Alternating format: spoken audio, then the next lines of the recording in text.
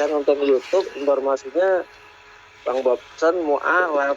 Nah, kalau boleh tanya nih mewakili teman-teman yang di bawah ini, ada yang bertanya ini. Ini maaf nih Bang Bobson. Bang Bobson sudah mualaf apa belum Bang Bobson? Silakan Bang Bob, boleh dijawab, boleh tidak nih pertanyaannya, karena saya sendiri nggak mau tahu saya sebenarnya. Bebas. Boleh dijawab, boleh tidak ini, bebas ini. Karena saya pribadi juga nggak mau tahu. Saya pribadi menilai orang dari argumentasinya, bukan dari agamanya. Itu saya sebagai host. Silakan Bang Bob. Ya siap. Baik. Jadi begini, Bang Bayu. Jadi apa yang Bang Bayu sampaikan dan kawan-kawan itu, saya yakin itu adalah bentuk rasa bahagia, senang ya, ketika kita memiliki satu konsep berpikir yang menerima sebuah kebenaran begitu. Nah, saya pernah dengar tausiahnya Buya Yahya ya terkait mualaf ini, ada dua pandangan.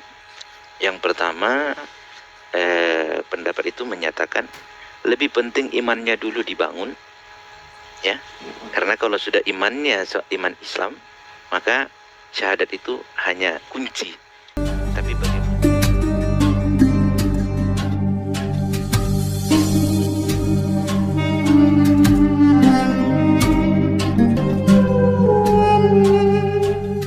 orang yang berakal? Makanya kadang kita gini, udah jangan dipikirin, jangan mikirin yang nggak penting, mikirin yang penting-penting aja. Itu karena akal kita, Bang, kita berusaha menggunakan akal kita itu untuk hal yang berfaedah. Itu hal yang berguna, berfaedah, betul. Ya, betul. Ada manfaatnya. Karena apa? Sebaik-baiknya manusia adalah manusia yang berguna bagi orang lain kan. Gitu loh. Kalau kita menjadi duri, kalau kita menjadi luka bagi orang lain, aduh bro, berarti kita ini nggak pakai akal gitu. Tapi maknanya itu dalam ya, kalau kita kaji mungkin sampai subuh nanti ini bersambut terus. Saya mendengar Bang Bob ini malah pemahaman Islam yang disampaikan ya Ustadz Malik ya. Pemahaman Islam seperti itu, bahwa manusia yang paling tinggi adalah manusia yang bermanfaat kepada manusia yang lain. Artinya di sini memang Masya Allah. Betul, Masya Allah, luar biasa. Jadi, itulah yang saya katakan Bang Bob ini. Ya, saya mau berbagi sama teman-teman di sini. Jadi awalnya dulu itu saya Bang nggak mampu berpikir seperti ini ya. Saya mau cerita pengalaman saya. Saya pertama tertarik itu Bang, kisah itu ini sampai hari ini menjadi seorang favorit bagi saya, idola ya. Bahkan saya punya cita-cita keinginan pergi ke tempat idola saya ini gitu. Itu adalah Umar bin Khattab. Masya Allah. Baca riwayatnya, caranya dia, pola pikirnya, dasar-dasar pemikiran dia, tulisan-tulisan Umar bin Khattab itu saya sangat tertarik dan banyak belajar dari situ. Bagaimana kebijaksanaannya gitu ya. Tentu kalau Umar ini seorang Aristoteles Bang, saya kan tentu kok bisa berpikir begini lah, ternyata Aristoteles itu seorang ateis ya, atau animisme gitu. Nah saya juga mencari tahu ini Umar bin Khattab ini kok bisa ya seperti itu ya. Ternyata dia punya kisah yang luar biasa dalam hidupnya, sehingga dia bisa menjadi seorang yang arif dan bijaksana seperti itu. Salah satu pengaruh Umar bin Khattab itu Bang di dunia hukum itu adalah maklumat Umar ya, Khodok Umar itu sangat dikenal dalam dunia hukum, baik hukum Arab dan hukum Barat. Itu maklumat yang diberikan Umar kepada seluruh gubernur-gubernurnya tentang saksi itu harus lebih dari 2. Satu orang saksi nggak boleh jadi saksi. Itu. Kemudian saksi yang boleh disumpah itu yang mana. Lalu hakim itu menjatuhkan putusan nggak boleh hanya berdasarkan bukti, tapi harus yakin. Gitu loh. Nah, Khodok Umar ini Bang Farhan sangat berpengaruh dalam proses penerapan hukum dalam kehidupan manusia. Nah, ternyata setelah saya gali lagi, ternyata Khodok Umar ini itu merupakan hal yang diambil oleh Umar dari hukum Islam Bang. Nah, hukum Islam yang mengajarkan hukum Islam kepada Umar itu siapa? Rasulullah Bang. Rasulullah, betul. Itu loh. Nah, berarti ada sumber yang luar biasa yang menciptakan Umar menjadi seperti itu. Gitu loh. Sehingga saya tertarik terus. Saya juga awalnya Bang tidak begitu suka dengan hukum. Saya dulu waktu SMA itu musik Bang. Saya dipaksa kuliah hukum sama orang tua saya. Hukum ya. Iya. Sampai itu 2 semester hancur lebur. Saya kuliah di hukum, tapi saya fakultas hukum tapi kuliahnya di fakultas seni. di Universitas HKBP Nomensen pada saat itu. Hancur bang, hancur. Sampai akhirnya saya suka itu, dan ketika saya belajar tentang mata kuliah hukum Islam, pertama saya puyeng bang, puyeng. Ada hadis, ada fikih ya. Ini apaan sih gitu ya bang. Tapi karena yang muncul penasaran, ini apaan, apa ya, hadis digunakan pada saat kapan, fikih pada saat kapan itu ya. Di situ saya ketemu, wah ini luar biasa. Luar biasanya begini bang, hukum Islam itu tidak berhenti di situ saja. Jadi seperti sungai dan laut, muter bang. Oke, Masya Gitu. Allah. Muter bang. Artinya begini, tidak selesai di hadis, ada fikihnya. Jadi ada aturan yang muncul terus. Jangan sampai umatnya ini kehilangan aturan, kehilangan akidah, kehilangan syarat gitu loh. Sehingga ini memang betul-betul satu ajaran yang bertanggung jawab sebagai jalan yang lurus tadi. Tinggal Masya umatnya mau tidak gitu loh. Melaksanakannya. Mau tidak, ini ada loh. Dan itu semua muncul dari pemikir-pemikir muslim bang. Gitu loh. Jadi yang membedakan itu sekarang saya melihat begini, mungkin bang dulu kalau bangsa Arab itu ya bang dijajah sama Romawi, mungkin seterkenal Israel bang, Betul. gitu loh, dijajah menjadi jajahan Romawi ya, kerajaan-kerajaan yang berpengaruh pada saat itu, mungkin seterkenal itu. Artinya apa? Pemikiran orang-orang Arab itu bukan tidak terkenal bang. Ibnu Sina itu sampai dari Eropa belajar loh bang ke Ibnu Sina. Iya. Gitu loh. Iya. Untuk pengobatan ya, untuk itulah kualitas pemikiran Umar Dan bin Khattab. bukunya sampai sekarang masih jadi rujukan fakultas-fakultas kedokteran karangan Ibnu Iya. Sina itu. Itu loh, sampai Umar bin Khattab itu sebenarnya itu menjadi satu sumber literasi hukum yang sangat berpengaruh loh bang, sangat berpengaruh. Betul. Ini saya bukan cerita, tanyalah sama pakar-pakar hukum. Itu dinukil juga oleh pengarang buku terkenal yang namanya Ibnu Khaldun, penulis buku Muqaddimah, buku yang begitu terkenalnya bahkan sampai disadur berulang kali dan menjadi konsep berdirinya negara-negara Eropa tentang hubungan negara dengan masyarakat, sosial politik masyarakat. Itu buku yang dikarang Ibnu Khaldun yang berjudul Muqaddimah. Ini sangat terkenal buku ini, betul. Itu Makanya pemikir-pemikir Islam. saya mau tanya ya, kalau kita tentang itu ya, ada yang namanya ekonomi syariah bang. Betul. Ada nggak di Israel itu ekonomi Israeli atau ekonomi Yahudi gitu? Ada nggak? Nggak ada bang. Ya, Mereka meneruskan sistem ekonomi, sistem perekonomian penjajahan Romawi dulu. Gitu loh. Ingat, sistem ekonomi Romawi itu tidak didasari dengan hukum agama loh bang. Romawi itu bukan beragama ajarannya Musa, tidak bang. Bahkan Kaisar Agustus itu diklaim pada saat itu oleh bangsa Romawi sebagai anak Allah. Ini bang, kerajaan yang sesat menghadirkan satu produk ekonomi atau sistem perekonomian, sistem perdagangan diadopsi sampai sekarang itu dibenarkan. Itu loh. Jadi orang-orang yang tidak paham ini bang mungkin menganggap, aduh ini negara bukan negara agama. Bro, bukan itu. Ekonomi syariah itu bukan tentang sholat, tidak. betul. Gitu. Tapi ekonomi yang betul-betul mengedepankan asas keadilan, itulah ekonomi syariah itu. Tapi di hari ini kita karena tidak mengenal itu, sehingga bagi kita itu satu hal yang itu tentang agama, dikit-dikit syariah, dikit-dikit syariah, dikit-dikit syariah. Lah kalau bagi saya sebenarnya simpel aja bang, orang yang menolak kebaikan itu orang jahat kan. Lah kalau Orang kita- jahat, betul.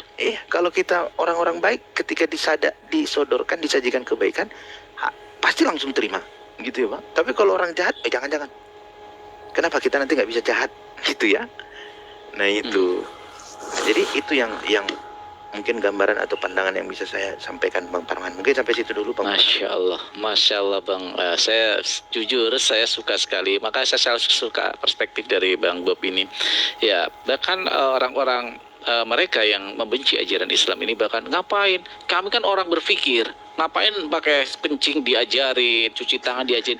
Justru itu adalah bentuk bagaimana keteraturan agama memberi nuansa atau memberi nilai-nilai pada kehidupan masyarakat. Harusnya itu dibawa ke sana, ke ranah sana gitu loh.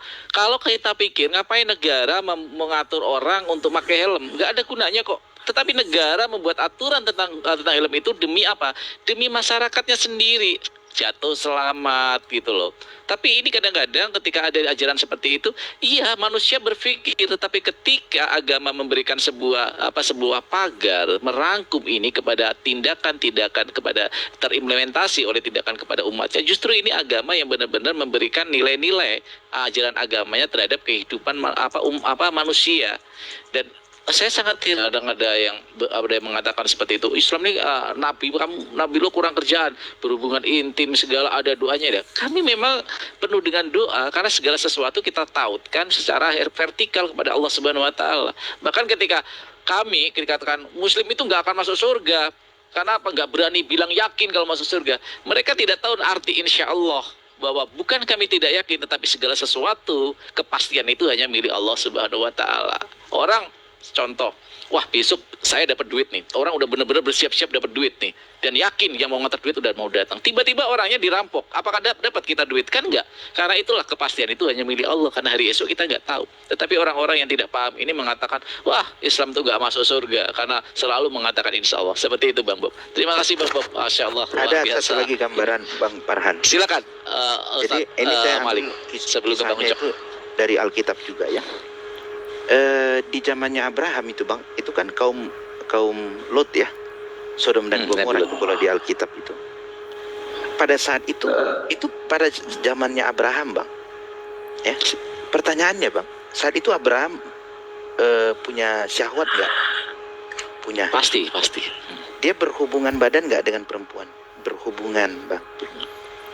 Dia punya keinginan nggak untuk yang aneh-aneh? Punya Bang. Tapi kenapa kaum Sodom dan Gomora dibinasakan karena perbuatan keji mereka sampai menyukai sesama jenis, ya segala lubang dimasukin itu. Kenapa Abraham tidak Bang? Itu penyebabnya sama-sama syahwat Bang. Itu karena syahwat juga Sodom dan Gomora itu dibinasakan Bang. Kaum Lot itu. Ya. Karena Abraham mengikuti tuntunan Bang. Betul. Sehingga Ada dalam tuntunan. menjalankan syahwatnya, dalam melaksanakan manusianya, keinginan dagingnya, syahwatnya ini tadi, dia mengikuti tuntunan. Sehingga tidak menjadi seperti kaum Lut, Betul. Sodom dan Gomora. Yang membedakan itu. Itulah bedanya kalau kita ini dituntun Bang. Manusia itu kalau nggak dituntun kebablasan Bang. Kebablasan masuk jurang. Betul sekali. Kenapa harus dituntun Bang? Karena ada iblis yang selalu menggodai kita. Itu loh. Kalau ditanya, emang iblis itu tugasnya apa ya? Iblis maunya kita manusia itu masuk ke dalam dosa semua Bang. Tenggelam semua. Jadi bajingan semua, jadi penjahat semua. Makanya kita ini harus dituntun. Jadi jangan bilang kencing pun harus. Emang kalau kau Harus. kencing nggak ada iblis? Ada bro. Iya betul, Masya Allah. Itu loh. Makanya waktu pernah saya ditanya begini Bang.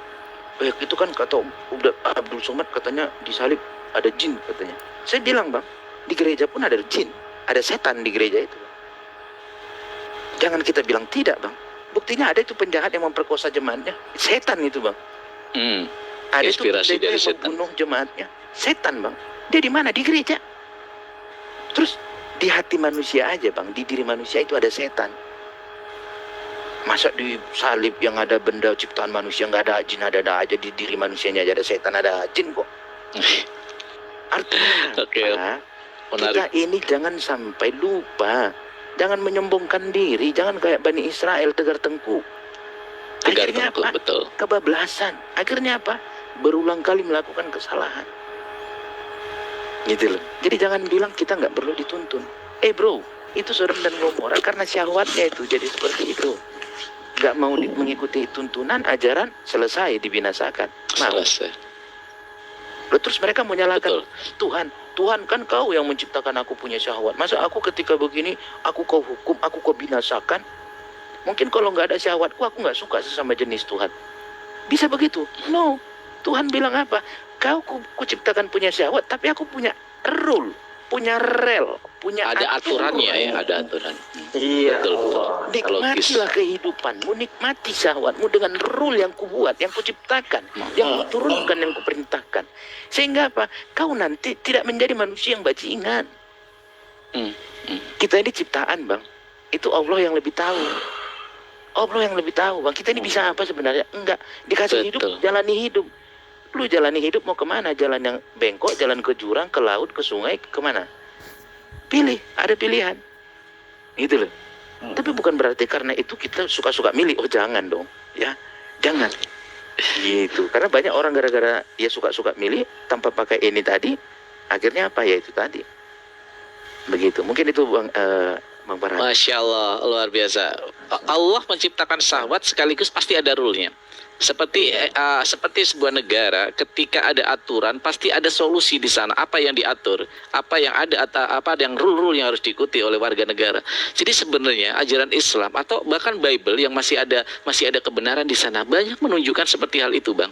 Artinya kita sebagai manusia memang diberikan free will, diberikan syahwat, diberikan nafsu.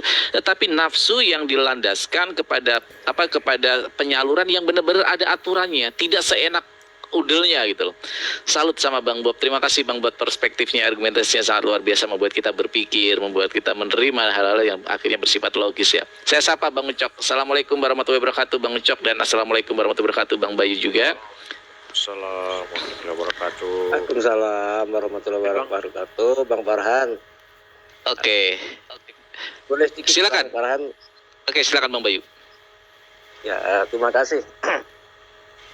Saya mau ada sedikit ini bertanya sama Bang Bob. Tapi sebelum bertanya, saya tak menarasi sedikit aja. Tidak apa-apa ya. Mau Silakan Bang Bayu.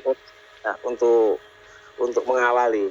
Saya kenal Bang Bobson di roomnya Streamyard Bang Baksim pada 2-3 bulan yang lalu. Itu ada si Ginca. Cuma narasinya Bang Bobson ini sudah condong ke Muslim, bahkan nggak cocok dengan si Ginca. Saya tahu Bang Bobson artinya masih Muslim. Cuma bertanya-tanya, loh ini Bang Bobson kok sama si Ginca kok ada tolak belakang. Nah, dengan perjalanan waktu nonton YouTube terus. Nah, minggu-minggu terakhir ini saya nonton YouTube, informasinya Bang Bobson mualaf. Nah, kalau boleh tanya nih, mewakili teman-teman yang di bawah ini, ada yang bertanya ini. Ini maaf nih Bang Bobson. Bang Bobson sudah mualaf apa belum Bang Bobson? Silakan Bang Bob, boleh dijawab, boleh tidak nih pertanyaannya, karena saya sendiri nggak mau tahu saya sebenarnya. Bebas. Boleh dijawab, boleh tidak, ini bebas ini. Karena sendiri saya tidak. pribadi Karena juga saya nggak mau tahu. saya gitu. pribadi menilai orang dari argumentasinya, bukan dari agamanya. Itu saya sebagai host. Silakan Bang Bob. Bang, ya siap. Baik. Jadi begini, Bang Bayu. Jadi apa yang Bang Bayu sampaikan dan kawan-kawan itu, saya yakin itu adalah bentuk rasa bahagia, senang ya, ketika kita memiliki satu konsep berpikir yang menerima sebuah kebenaran begitu. Nah, saya pernah dengar tausiahnya Buya Yahya ya terkait mualaf ini, ada dua pandangan. Yang pertama, pendapat itu menyatakan lebih penting imannya dulu dibangun ya, karena kalau sudah iman Islam, maka syahadat itu hanya kunci. Tapi bagaimana harus ada pintu dulu. Kalau nggak ada pintu, kuncinya nggak bisa, gitu ya. Atau lubang kuncinya nggak ada. Begitu. Mungkin dari konsep berpikir yang sudah saya uraikan panjang lebar dari sejak bertahun-tahun yang lalu, saya mungkin teman-teman sudah melihat bagaimana konsep berpikir itu ya, dan kerangka berpikir itu seperti apa.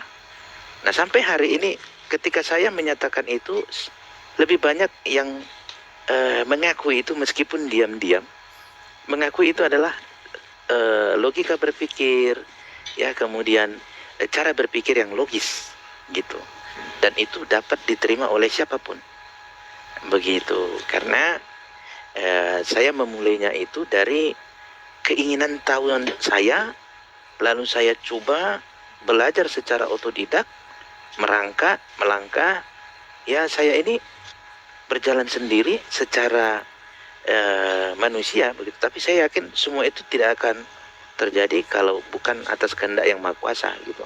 Saya ini nggak bisa apa-apa gitu loh. Kalau diarahkan ke kiri ya saya ke kiri dong. Kalau saya mengarah ke kanan, nanti takutnya di kanan ada jurang, malah masuk jurang gitu. Jadi Kalau ditanya, ya saya belum bersyahadat begitu. Saya belum bersyahadat, artinya bersyahadat seperti disaksikan ya, atau menyaksikan dua kalimat syahadat itu. Tetapi jauh lebih penting dari itu, saya sudah sampaikan berkali-kali ya. Bagi saya ketika itu sebuah kebenaran, saya tidak akan menolak apapun itu alasannya. Karena saya bisa hidup di dunia ini dengan baik dan nanti di akhirat dengan baik juga ketika saya masuk ke dalam sebuah kebenaran. Begitu, sehingga saya berjalan di yang benar, bukan berjalan yang dikeliru. Makanya saya mohon doanya saja teman-teman, percaya, tidak ada yang mustahil itu. Percaya saja. Saya sudah ceritain tadi, idola saya itu seorang Umar bin Khattab ya. Umar bin Khattab itu dia menghunduskan pedang, setan pun takut. Karena ganasnya seorang Umar ya, jahatnya dia bahkan ingin membunuh Rasulullah. Tapi apa yang terjadi dari diri Umar? Ketika dia menerima sebuah kebenaran, dia bukan jadi orang jahat, bahkan menjadi orang yang bijaksana dan orang yang berarti dan berguna bagi rakyatnya. Begitu Pak Bang Bayu. Alhamdulillah. Masya Allah, luar Ada biasa. tambahan nih Bang Farhan. Silakan Ustadz Malik. Suka saya. Jadi sesuai dengan tokoh yang beliau idolakan, jadi saya menganggap Bang Bob ini luar biasa, memang memiliki integritas sama seperti Umar bin Khattab.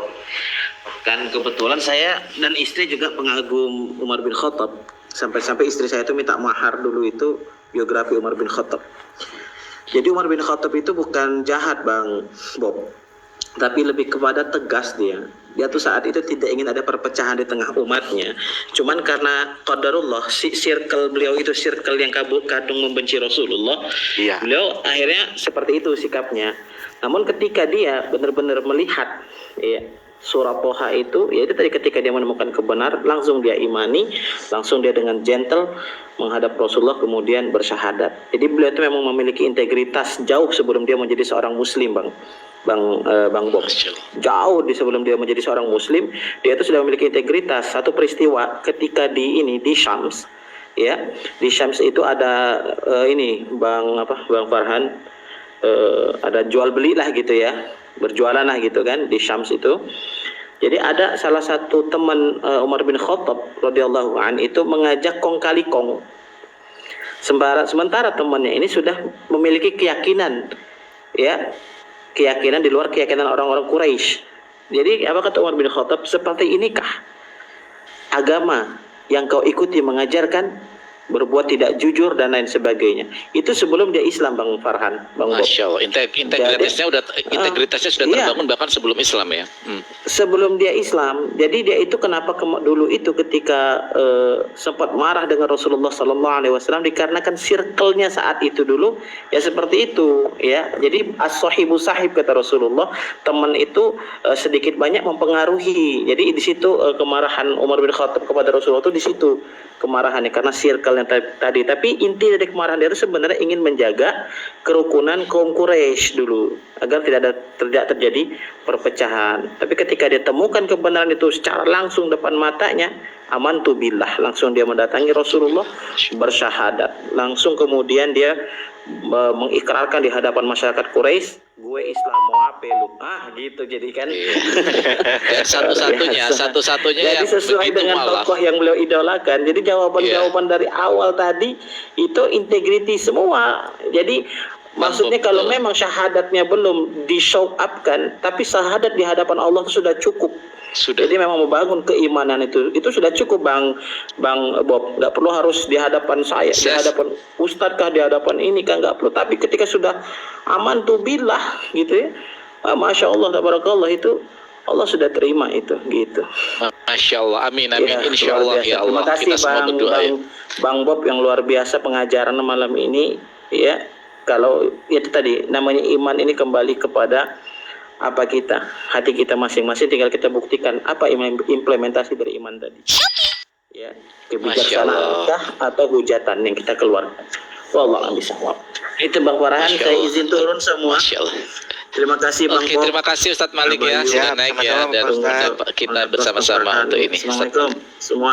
Waalaikumsalam warahmatullahi wabarakatuh. Amin ya rabbal alamin, insyaallah, barakallahu fikum. Oke, saya sapa dulu Bang Ucok.